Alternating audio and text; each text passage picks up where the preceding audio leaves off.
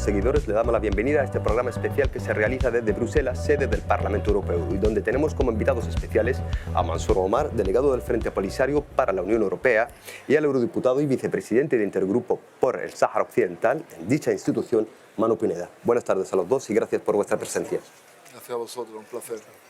Comenzamos nuestra pregunta para el delegado del Frente Polisario y representante saharaui, teniendo en cuenta que termina esta legislatura del Parlamento Europeo, para hacernos una breve evaluación, cómo se han ido desarrollando los trabajos, hasta qué punto ha estado presente la causa saharaui en los debates, teniendo también en cuenta que hemos vivido graves escándalos de corrupción e injerencia extranjera por parte de la fuerza ocupante marroquí dentro de esa institución que defiende valores como la libertad, la igualdad y la no injerencia.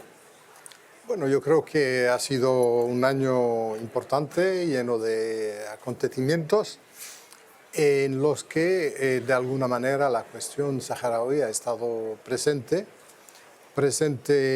dentro del intergrupo y con la participación del intergrupo en todo lo referente a esta situación, y al mismo tiempo con contribuciones en momentos determinados por parte de la delegación del Frente Polisario en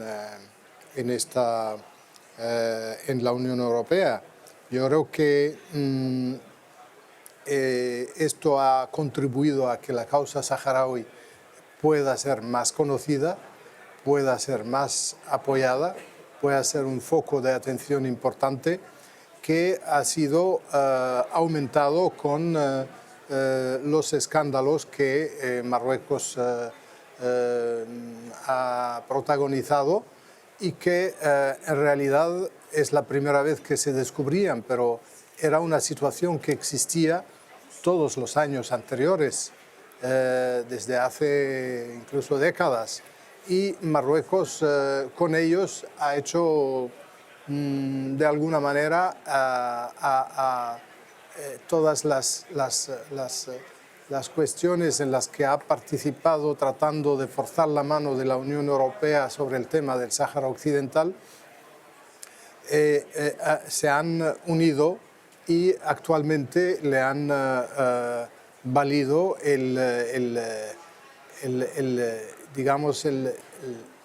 la pérdida de respeto por parte de la Unión Europea de esa pretendida amistad que Marruecos preconizaba y decía que tenía con los pueblos y los países de Europa. Sin embargo, ha afectado gravemente la credibilidad de esta institución, de estas instituciones europeas, y gracias a eso, pues actualmente se está tratando de limitar pues las posibilidades de lobbying y de influencia de las que algunos países han abusado, como Marruecos. En lo referente a la cuestión del Sáhara Occidental, yo creo que ha valido la pena el esfuerzo.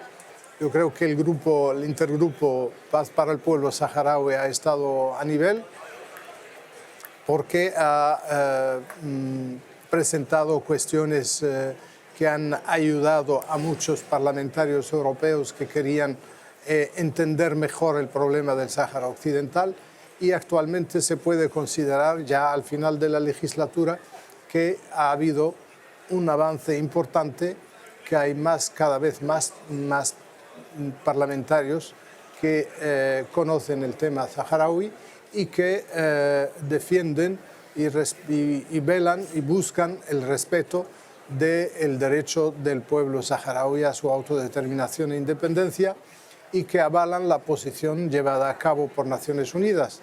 Naturalmente, en todo esto, como en cualquier situación, hay excepciones, y la excepción en esta situación la protagonizan los socialistas españoles, que, contrariamente a sus decisiones en los congresos... Perdona, señor Mansour, yo creo que lo que es la referencia al trabajo de grupos, me vas a disculpar que te corte, vamos a dejarle otro apartado.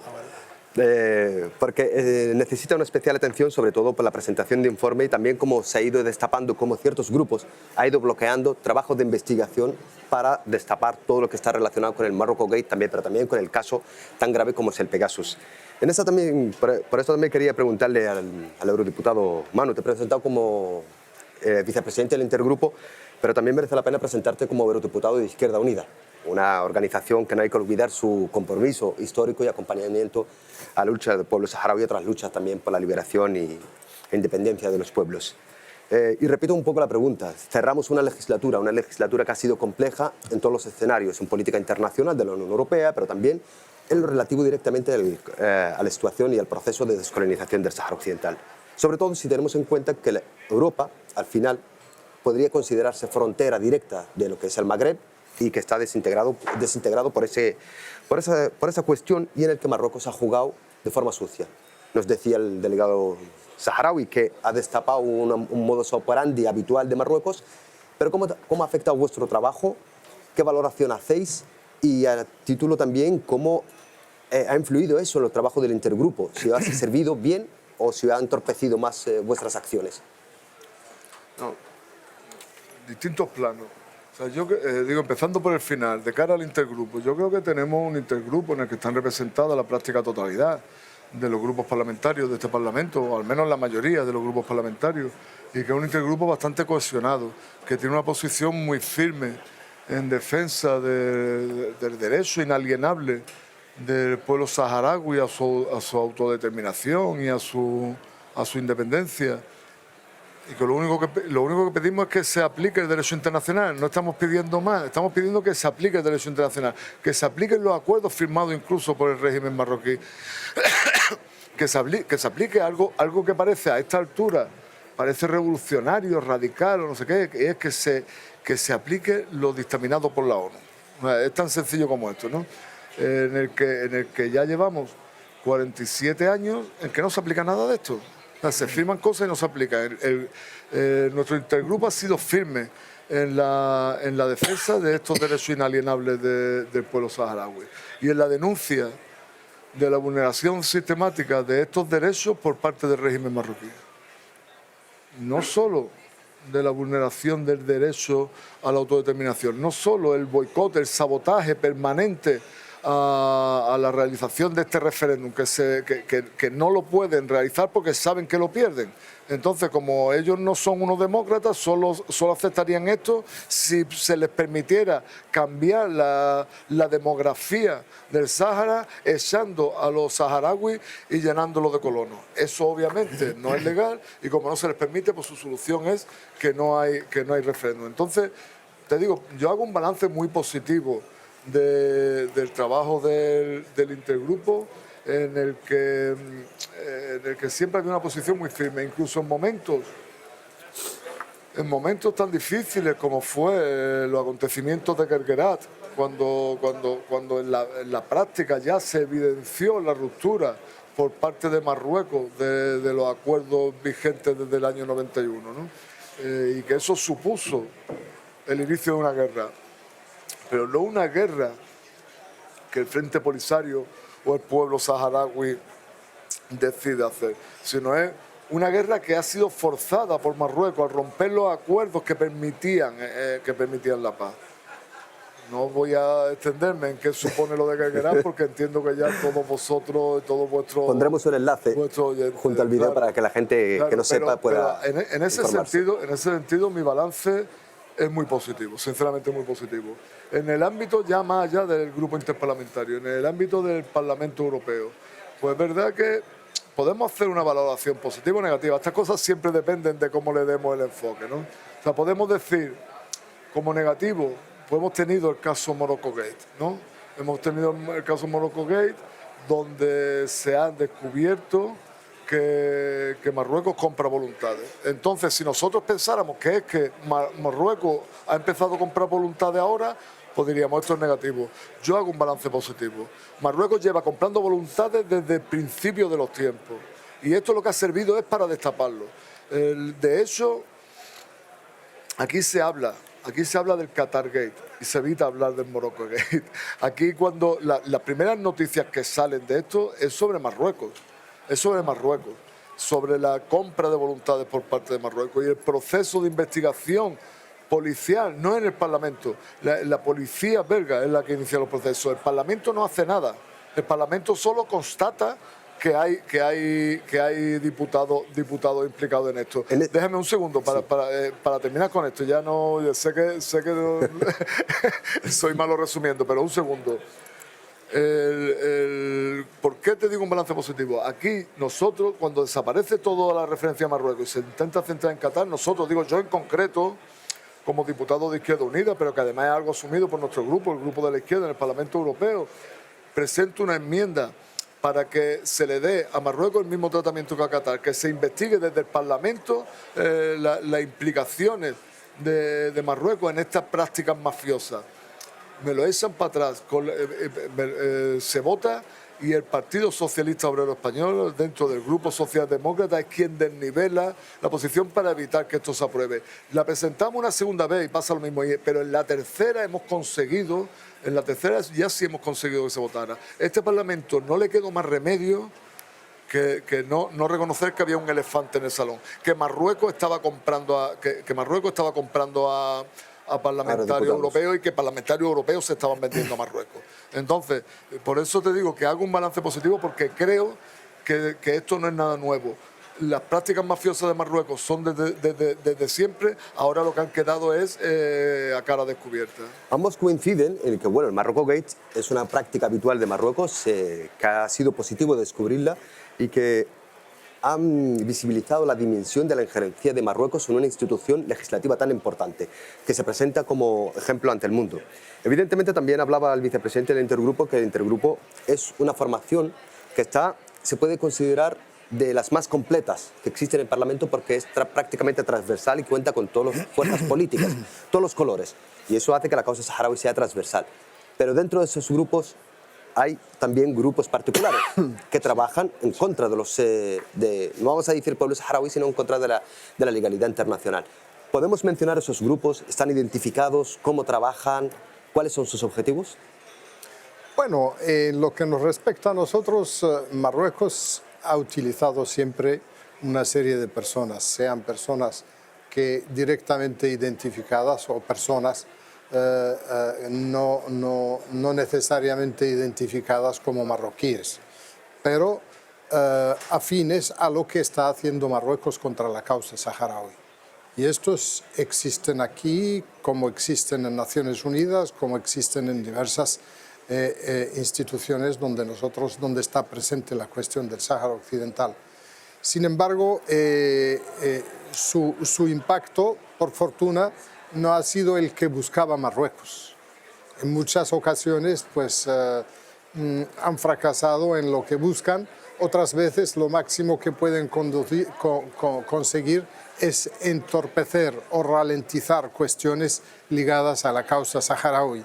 Y esto yo creo que con el tiempo la lucha del pueblo saharaui es una lucha de resistencia, es una lucha de día a día, pero que el pueblo saharaui, mientras está ahí defendiéndola, mientras está ahí con todo un pueblo detrás, haga lo que haga Marruecos, nosotros vamos a ganar esta guerra de opinión, esta guerra en la que las posiciones están cada vez más definidas, y eso hará que realmente lleguemos al momento final de esta situación.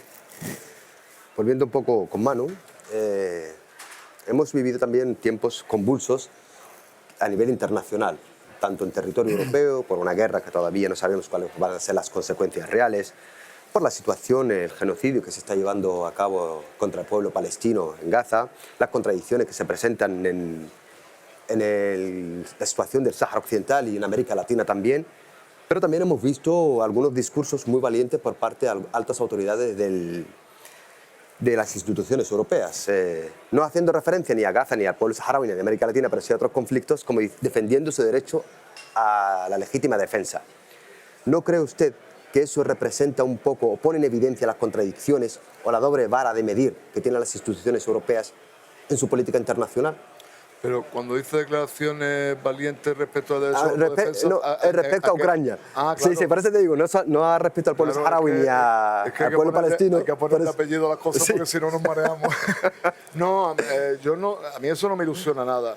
Porque lo triste de esto es que hay un doble estándar, como una doble vara de medir, que coincide casualmente con que defendemos el derecho a la autodefensa donde la OTAN decide que se tiene derecho a la autodefensa. Entonces, la guerra que está llevando a cabo Estados Unidos y la OTAN contra Rusia en Ucrania, que al final Ucrania lo que pone es el tablero donde se está jugando la partida y pone los muertos, pero esto no es una guerra y yo creo que a esta altura, 2 años después, nadie puede pensar que esto es una guerra entre Ucrania y Rusia, esto es una guerra entre Estados Unidos y la OTAN, por un lado con el papel marioneta de la Unión Europea contra Rusia.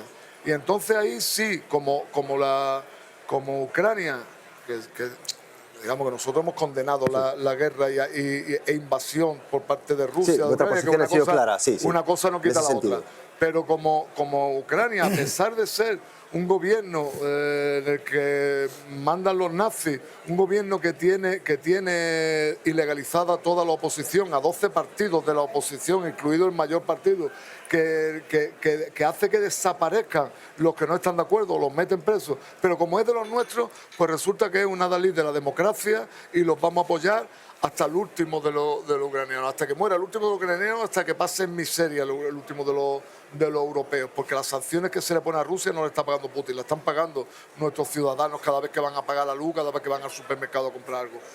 ¿Qué pasa? Que ahí no importa invertir lo que haga falta. Cuando estamos hablando de los derechos que nadie puede discutir del pueblo saharaui o los derechos del pueblo palestino, el pueblo palestino se está llevando a cabo un genocidio contra el pueblo palestino. Están matando a decenas de miles, lo están asfixiando por hambre y por sed. Al pueblo saharaui llevan casi medio siglo el que no acepte la ocupación, el que se rebele contra la ocupación desaparece, lo detienen, lo torturan, lo matan, a las mujeres las violan, el que no se vaya de los territorios ocupados está condenado a no vivir, eso no se puede llamar vivir, pero aquí no pasa nada. Aquí, en este entramado, se llegan a acuerdos sobre el pueblo saharaui con la potencia ocupante. Acuerdos que luego el Tribunal de Justicia de la Unión Europea echa para atrás porque son absolutamente ilegales, pero se firman uno y otro. Y desgraciadamente el ministro de Exteriores español, que es quien representa a España en el Consejo Europeo, es impulsor de toda esta vergüenza.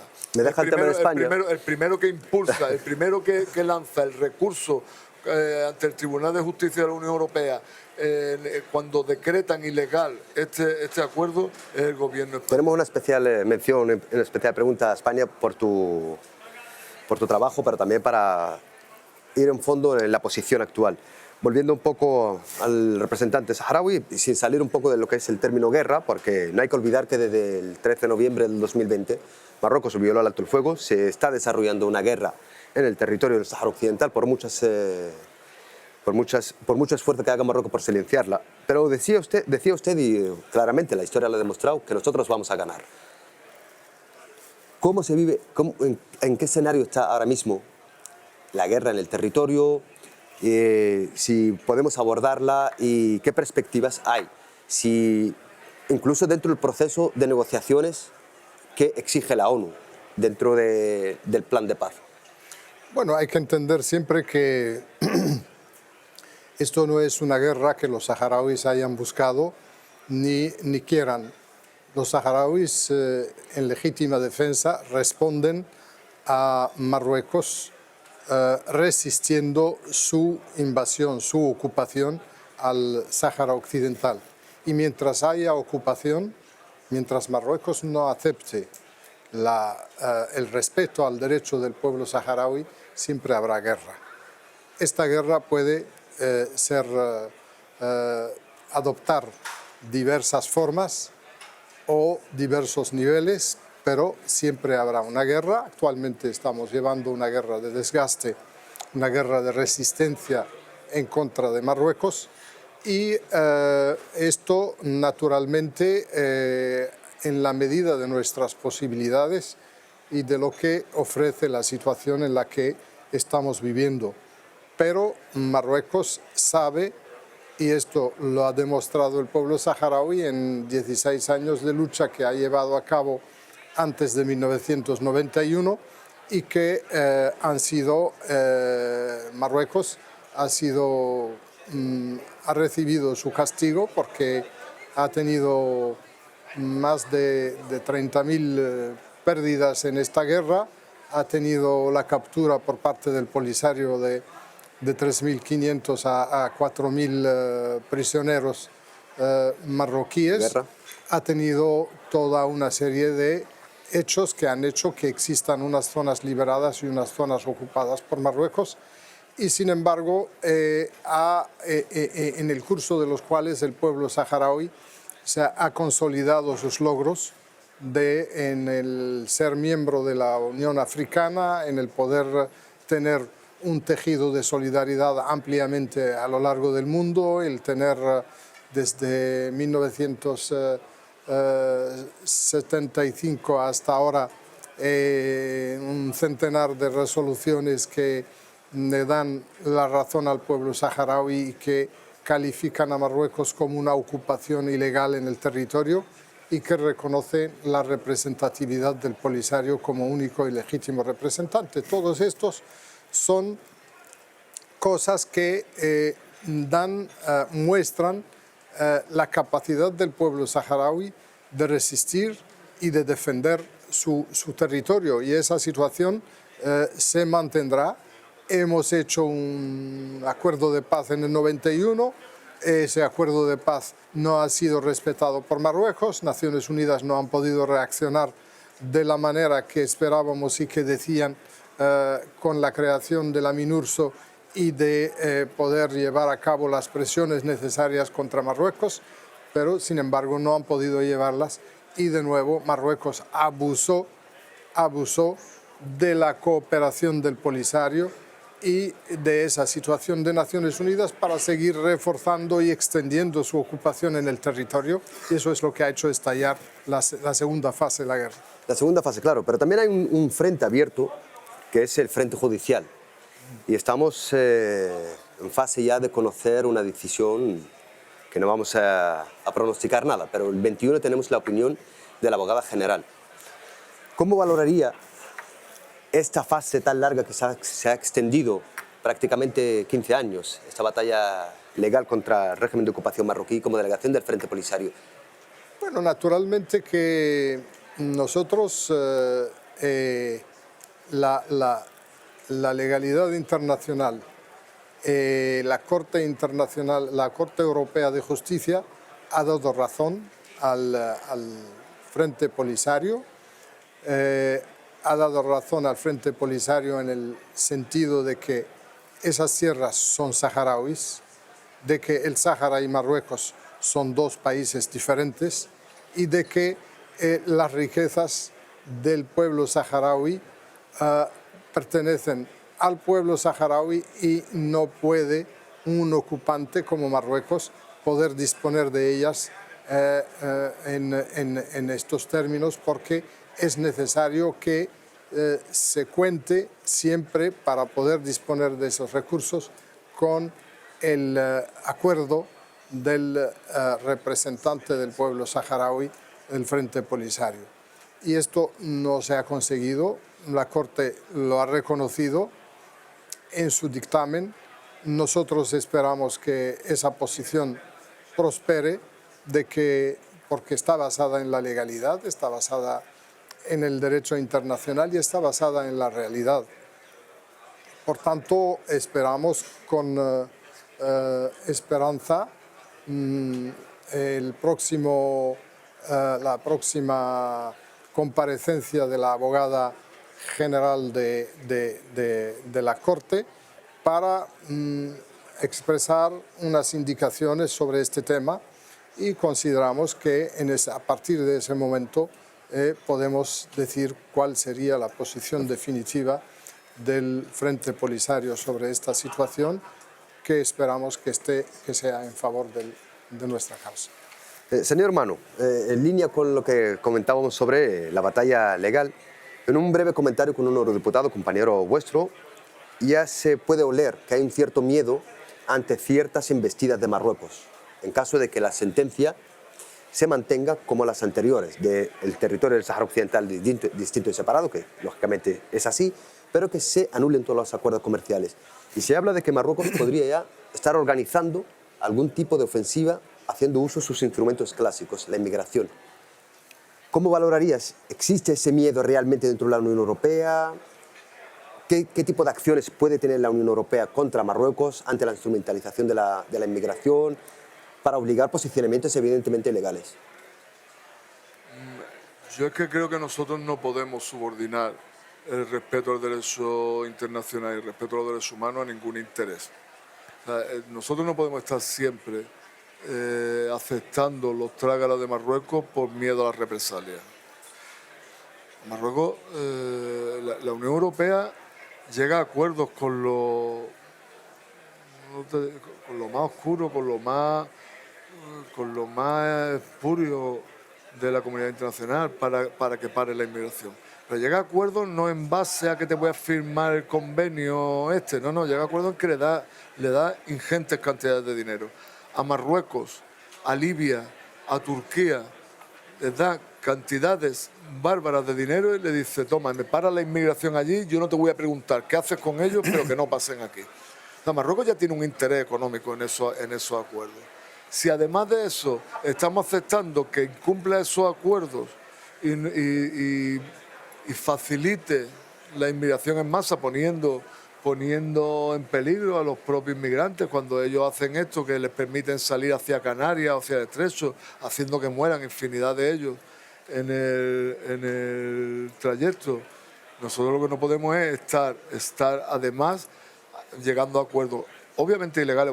Vosotros estáis siendo muy diplomáticos a la hora de explicar las cosas, ¿no? Esperando que es que no existe una posibilidad legal. Otra cosa es que las presiones que hayan, pues al final quiebren voluntades, ¿no? No existe una posibilidad real de que el Tribunal de Justicia de la Unión Europea decrete algo distinto o ratifique algo distinto a lo que ya ha ratificado. Digo legal, luego por debajo de la mesa sabemos lo que hay, ¿no? ¿Qué hace la ley? ¿Qué? ¿Qué dicen? ¿Que la ley hace la trampa? No, la ley está ahí. Otra cosa es que le retuerzan el brazo a algunos y eso algunos decidan hacer. Pero yo soy optimista. Yo creo que no hay posibilidad de que no sea ratificada esa sentencia. Porque es que el hecho de que Marruecos ocupa ilegalmente el Sáhara Occidental, eso está avalado por todo el derecho internacional y por la ONU. La ONU reconoce al Frente Polisario el único legítimo representante del Sáhara, a diferencia de la Unión Europea, que cuando quiere hablar sobre el Sáhara se reúne con Argelia. ¿Esto qué es, no? Entonces, yo creo que no hay más vía que esa. Y lo que quiere hacer Marruecos, que lo haga, y nosotros también tenemos mecanismos para presionar a Marruecos. Lo que no podemos es decir... ¿Lo ponéis en uso? ¿Qué? Los mecanismos están. ¿Se han usado alguna vez? Es que el lobby marroquí es muy potente aquí. O sea, nosotros tenemos diputados de todos los grupos, incluidos del mío, incluido del grupo de la izquierda. Nosotros tenemos diputados que despachan con la embajada marroquí. O sea, hay embajadores que conocen, o sea, hay diputados de aquí que han tratado más con el embajador marroquí que con su familia. Nosotros, eso son realidades, Y ahí no es que le dice, no es que estoy seguro, yo estoy muy feliz de que ninguno de esos vengan a hablar conmigo, porque entiendo que es que ya saben que es una pérdida de tiempo. Pero yo estoy seguro que cuando quiebran voluntades no es diciéndole, mira, si es que nosotros somos esto, somos lo otro. Ahí hay elementos, algunos elementos activos en el sentido de comprar, como se ha descubierto con el Qatargate, y en otro en el sentido de sobornar. Aquí sabemos lo del Pegasus, sabemos que Marruecos ha espiado a gobernantes nuestros. Eso nos va a llevar a España. Y sí, eso es lo que queríamos. Pero quiero, para continuar. Sin entrar en España, aquí hay votos que nos explican, como no sea, que es que Marruecos tenga conocimiento de cosas que hacen diputados de aquí, que si no votan con ellos, que si se equivocan a la hora de votar, van a tener un escándalo. Es que estamos hablando con un régimen que practica actitudes mafiosas y tenemos que ser conscientes de eso. Y yo creo que nosotros a vosotros quizá os toque, como embajador os toque ser diplomático. Yo creo que yo no tengo que ser diplomático. Yo creo que, No lo queremos. yo creo que tenemos que decir las cosas por su nombre. Y Marruecos tiene actitudes mafiosas respecto a todo aquel que tiene capacidad de influir. Eurodiputados, gobiernos, determinados dirigentes políticos. Y Actitudes quizá en otro mafiosas, ámbito, ¿no? políticas de chantaje. No podemos olvidar que prácticamente en 5 horas 12.000 marroquíes entraron a Ceuta, que obligaron después ya a ciertos posicionamientos. Y eso nos lleva a que el propio teléfono del presidente del gobierno de España y altos cargos, el ministro de Defensa, se ha detectado el virus Pegasus y está todavía supuestamente bajo investigación. Hablabas del servilismo que está llevando a cabo el propio ministro de Exteriores de España hacia Marruecos. Hablaba que el nivel de El contacto... ministro de Exteriores y el presidente.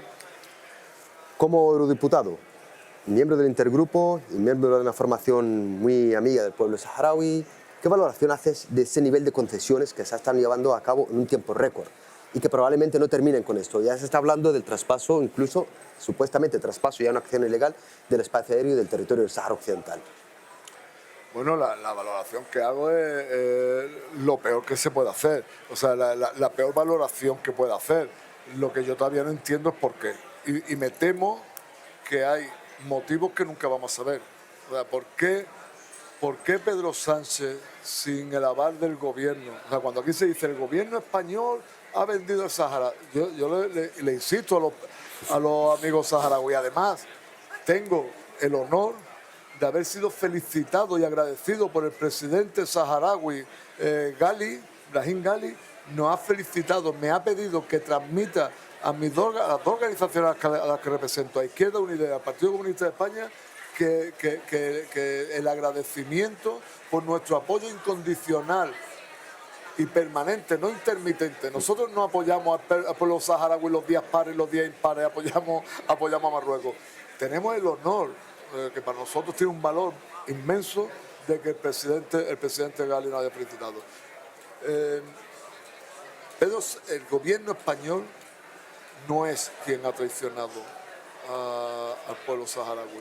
Es el presidente Pedro Sánchez y el ministro de Exteriores y aquellos que no se hayan opuesto. Nosotros tenemos la tranquilidad de que nos hemos opuesto pública y privadamente. Nos hemos opuesto a eso y estamos haciendo gestiones para que eso se revierta. Nosotros al día siguiente de que lo filtrara la prensa marroquí, porque es que no tuvieron ni siquiera la vergüenza de hacerlo público desde el Ministerio de Exteriores. Nos enteramos de la traición porque la prensa marroquí la filtra la carta de Pedro Sánchez. Nosotros lo primero que hicimos al día siguiente, nos reunimos con el que nosotros consideramos el embajador de la República Árabe Saharaui Democrática en España, el delegado del Frente Polisario, el compañero Abdullah. Y dijimos, ¿qué hacemos? Porque es gordo. Dice Abdullah, es muy gordo. Y os pedimos, cuando digo que hacemos, no es que si tomamos café o té. Cuando digo que hacemos es, ¿seguimos en el gobierno o no seguimos en el gobierno? ¿Llegaron a plantearse ustedes seguir en el gobierno tras del giro? No nos llegamos a plantear. Le dijimos a nuestros hermanos del Polisario qué hacemos respecto a esto. Y lo que nos dice el representante del Polisario, buen amigo, lo mismo que nosotros somos buenos amigos vuestros, tenemos ahí el recíproco.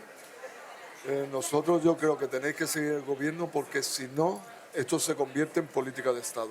Ahora mismo no es política de Estado, ahora mismo es una decisión del presidente y su equipo más inmediato. Vosotros sois la única posibilidad de que esto no se convierta en política de Estado. Y os pedimos que trasladéis, que hagáis que el Parlamento, que el Congreso, que la Cámara de los Representantes, la sede de la soberanía popular, que es la única manera de medir qué es lo que piensa el pueblo. Yo sé lo que piensa el pueblo, pero que yo lo sepa no tiene importancia. Los representantes del pueblo que decidan sobre esto, y así lo hicimos obviamente, y trasladamos al Congreso de los Diputados una resolución que era una declaración de apoyo al pueblo saharaui, a su derecho a la autodeterminación y de condena a lo que habían hecho Pedro Sánchez, el ministro de Exteriores. Y tuvimos el apoyo de toda la Cámara, exceptuando al Partido Socialista y a Vox. que también digo que Vox, que para los que no lo sepan es la extrema derecha. Esa votación fue histórica. El neofascismo, ¿qué? Esa votación fue histórica. Claro, entonces digo que para qué se lo haga mirar el Partido Socialista, ve con quién se junta para estas cosas, ¿no?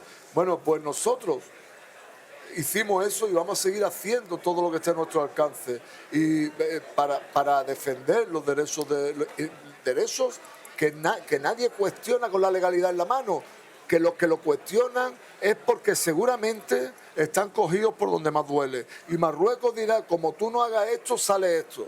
Porque si no, no hay quien entienda estos cambios de postura. Pedro Sánchez en la campaña electoral se comprometió con sus electores, con su militancia, a apoyar el pueblo saharaui, a apoyar la autodeterminación Tampoco del nos pueblo cogen sorpresa las promesas del P. Y luego cambia, ¿qué? Las promesas electorales tampoco lo cogen por sorpresa al pueblo saharaui. Bueno, pero es que no tenemos otra cosa. Sí. O sea, es que yo lo que intento es a cualquier sitio que vaya no tener que agachar la cabeza. Yo lo que a mí me daría vergüenza es que yo esté diciendo eso y mañana no me pueda ver con vosotros porque he hecho lo contrario de lo que estoy diciendo. Creo que a nosotros se nos puede. Podréis estar de acuerdo con nosotros o no, pero sí me imagino que reconoceréis que siempre hacemos lo que decimos. Que siempre hacemos lo que Yo creo que no hace falta que lo reconozcamos nosotros. La historia está de testigo y por eso se le agradece de forma constante por parte del pueblo saharaui. Y volviendo ya, continuando con el asunto de España, ya con usted como representante del Frente Polisario, las acciones que se están llevando a cabo, ¿a dónde nos van a llevar? ¿Qué quiere España con esas concesiones y qué consecuencia puede tener para la región? No, yo creo que es, desgraciadamente España ha caído en una situación a causa de las acciones de su presidente, en una entrega constante a Marruecos, siempre esperando algo a cambio que no va a llegar, porque Marruecos no cede en estas cosas. Marruecos se le vence en el campo de batalla, sea político, sea militar o sea de cualquier índole. Pero de estas maneras que se están llevando a cabo desde España es una forma de reforzar a Marruecos y de darle la impresión de que en España puede hacer lo que le da la gana. Y el problema es que hay cosas que están rayando en el interés nacional de España, como esto del espacio aéreo, que en un momento determinado España, Sánchez y su equipo negocian con Marruecos. Eso es encerrar, incluso encerrar a España para que pueda hacer, cuando va a hacer cualquier vuelo reivindicaciones a las Islas Canarias, tiene que pedir permiso a Marruecos. Y al mismo tiempo, detrás de eso, pues va la cuestión de las reivindicaciones de Marruecos a otras cosas, a Ceuta, a Melilla, a las Islas Chafarinas, a las Islas Canarias, y eso ya no lo ocultan, eso lo ha sacado una ONG marroquí la semana pasada, después de la visita de Sánchez a Marruecos. Una ONG supuestamente de defensa de los derechos humanos en Marruecos. Sí, pero, hay que aclararlo. Es una ONG compuesta de servicios marroquíes y por lo tanto hacen lo que les dicen el Ministerio de Exteriores. Y han enviado a Naciones Unidas reclamando, reivindicando las Islas Canarias y reivindicando Ceuta y Melilla y las Islas Chafarinas. Por tanto, nosotros creemos que eso es lo que va en definitiva a conseguir España, que es una pérdida, además de la credibilidad por estar en contra del derecho internacional, internamente irá perdiendo en lo que concierne a la capacidad de poder reaccionar en cuestiones ligadas a su soberanía nacional. Bueno, yo creo que vamos a hacer ya una última pregunta, para no robaros más tiempo en vuestras actividades. Ya estamos en trabajo de campaña. Te presentas cabeza de lista, ¿no?, para la próxima legislatura. Tenemos la lucha del pueblo saharaui es una carrera de resistencia, no de velocidad. No un sprint, un maratón. Eso es. Por lo tanto, tenemos a un Marruecos que paradójicamente preside el Consejo de Derechos Humanos de Naciones Unidas. Tenemos a un trabajo de investigación que se está llevando a cabo dentro de la Fiscalía belga por el caso Morocco Gate, que exigirá colaboración del Parlamento Europeo. Tenemos una guerra abierta en el territorio, tenemos una situación bastante grave en las zonas ocupadas del Sáhara Occidental, por lo tanto tienes mucho trabajo. Pero ¿cuáles son las prioridades que vas a tener en relación al pueblo saharaui dentro de la próxima legislatura? Lo mío está, lo tengo muy fácil. Yo haré lo que me pida el pueblo saharaui, su único representante. O sea, vosotros seréis los que Ya lo marcaréis- resumimos entonces ahí. Vosotros, claro, es que vosotros seréis los que marcaréis las prioridades. Nosotros espero que tengamos suficiente fuerza para abordarlo todo, que tengamos un excelente resultado los amigos del pueblo saharaui. Confío en que sea así. Pero lo que sí te diré, si no llegamos a 10, llegamos nada más que a 3, os diré a vosotros, ¿qué 3 cogemos? Porque nosotros no venimos aquí para decidir por los pueblos. Nosotros venimos aquí para ponernos al servicio A de representar los pueblos. Del pueblo saharaui, del pueblo palestino, de todos los pueblos que están sufriendo ocupación, violación de derechos humanos y esas cosas, y de los pueblos de España también. O sea, alguna gente dice, hombre, tú eres nuestro diputado, ¿no? Amigo saharaui, amigo palestino, amigo cubano, tú eres nuestro diputado. Digo, sí, pero soy también el diputado de los españoles. O sea, nosotros tenemos tremendas batallas allí también que tenemos que dar. El tema de la agricultura, como sabéis que tenemos ahora, el tema del agua, que es estamos viviendo una situación terrible con el agua. Cuestiones de derechos humanos no solo fuera, tenemos cómo se tratan a los temporeros en los campos de temporeros en Almería, en Huelva, cómo hay una especie de esclavismo dentro del sector primario español. O sea, tenemos mucho trabajo dentro y fuera y espero que tengamos fuerza suficiente para abordarlo todo. Muchísimas gracias. Y para cerrar ya con el delegado del Frente Polisario, evidentemente has comentado que Marruecos se le gana la batalla política o militar. ¿Tenemos alguna esperanza de que Marruecos se sienta en una mesa de negociaciones, sobre todo viendo los ataques que ha estado llevando a cabo contra el representante especial Staffan de Mistura? Bueno, yo creo que lo nuestro es una lucha de resiliencia y el pueblo saharaui la está llevando bien y sabe llevarla. Marruecos, en definitiva, no cederá si no se le obliga. Yo creo que estamos ya en una fase en que si no hay intervenciones exteriores, a Marruecos se le va a obligar a respetar el derecho del pueblo saharaui. Pues una vez más, mi agradecimiento por vuestro tiempo, vuestra sinceridad, evidentemente, hacia todas las preguntas, y desde aquí nos despedimos a todos nuestros seguidores desde la sede de la Unión Europea. Gracias por haber estado con nosotros y esperamos vernos en otra ocasión. Muchísimas gracias. Insistimos, Sahara no se vende. Sahara no se vende.